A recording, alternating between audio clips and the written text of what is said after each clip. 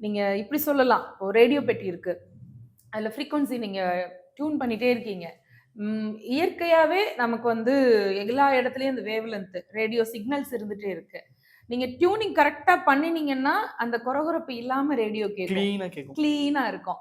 அந்த டியூனிங் சரியா இல்லாத இடத்துல கொர கொர கொரன்னு கூட கூட இருக்கணும். ஒருவேள தப்பான அந்த மெஷர்மென்ட்க்கு போயிட்டீங்கன்னா, சுத்தமா இருக்காது. ம். இத அப்படியே நீங்க மனசுல வச்சுக்கங்க. அந்த ஃப்ரீக்வன்சியோட நம்ம ஒத்து போறதுக்கு இயற்கை, இறைவன் நமக்கு அருள் செய்யக்கூடிய நாள் சிவராத்திரி. அருமை. அதனால தான் அந்த நாள்ல விழிச்சிருக்கணும்னு சொன்னாங்க. கண் விழிச்சிருக்கிறது அப்படிங்கிறது. கண் விழிச்சிருக்கிறதுன்னா, விழிச்சிருக்கணுங்கிறதுக்காக வேற வேற பேச்சுக்கள், அரட்டைகள், வெட்டியா நெறைய பேச்சுக்கள், சினிமா அதுல போயி பார்க்கறது அந்த மாரி. ஆமா, ஆமா.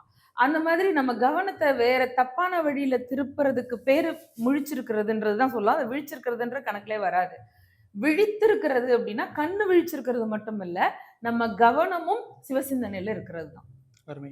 அதுதான் அதுல ரொம்ப முக்கியம். இரவு முழுக்க அடியார் திருக்கூட்டத்தோட சேர்ந்து இருந்து, சிவ பூஜையில ஈடுபடுவது, சிவபுராணம் நம்ம பாராயணம் செய்றது, 4 கால யாமம்னு சொல்றோம் இல்லையா? ஒவ்வொரு கால யாமமும் சிவன்ராத்திரியில முதல்ல சாயந்திரம் 6 மணிலேருந்து 9 மணி வரைக்கும் முதல் காலம். 9 டூ 12 2, 12 டூ 3 3, 3, 3 3 டூ 6 4வது சாமம்.